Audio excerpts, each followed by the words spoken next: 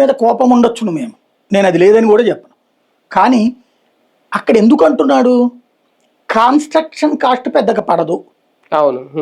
ఊరిని సృష్టించడం అనేది చాలా కష్టం, సృష్టించిన ఊరిని ప్రమోట్ చేయడం కష్టం, సక్సెస్ చేయడం కష్టం, బట్ ఉన్న ఊళ్ళో ఉండటం సులభం. అది విశాఖపట్నం అనే నగరంలోకి వెళ్ళి పరిపాలన పెడతానన్నాడు, అవును. అంతేగాని విశాఖపట్నం శివార్లలో ఒక ఊరు సృష్టిస్తానల్లా అతను. అవును. అదంటే తెలివి తక్కువ అంట నేను కూడా. అంతేగా. కానీ విశాఖలో వెళ్ళి ఉంటానన్నాడు, దాన్ని రాజధాని చేస్తాను. రాజధాని చేయడం అంటే ఉంది, అనౌన్స్మెంట్ అంతే, దట్స్ ఇట్. దాంట్లో సెక్రటరీ కట్టుకుంటాడు, అసెంబ్లీ కట్టుకుంటాడు, హైకోర్టు కడతాడు. అవి మొత్తం కలిపి ఈడ్చిపెడితే అంతే 10,000 కోట్ల పని అయిపోతుంది.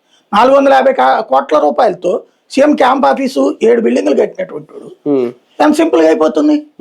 అక్కడ ఒక్కొక్క దాని పేరు ఏంటది, మెడికల్ కాలేజ్ ఎంత కట్టాడు ఇతను, 50 కోట్లు 80 కోట్లు లేకపోతే 100 కోట్లు అనుకుందాం. పోయి 100 కోట్లకి అంత పెద్ద మెడికల్ కాలేజీలు వచ్చినాయి. అట్టండి 10 బిల్డింగ్లు కడితే అయిపోయింది కదా. 100 కోట్లు ఎంత అవుతుంది, 1000 కోట్లు. అది విశాఖపట్నంలో కడతావు, నువ్వు విజయవాడలో కడతావు, గుంటూరులో కడతావు, కన్స్ట్రక్షన్ తక్కువ అయిపోతుంది. నీకు ఇంకేం కావాలి, నువ్వు 100 అంతస్తులు కడతావు, నీకు ఉండేది ఎంతమంది మంత్రులు ఉంటారు, అంతే మంత్రులు ఉంటారు. నువ్వు 100 అంతస్తులు కట్టినా మంత్రులకి ఊరకనే ఖాళీ కూర్చోబెట్టుకునే ఉండదు. ఇప్పుడు కొన్ని ఉన్నాయి, ఏది విల్లాలు అపార్ట్మెంట్ కట్టేసి ఖాళీగా పడి ఉంటుంటాడు. ఎందుకది, నీకు ఇక్కడ అవసరమైనంత వాడుకో.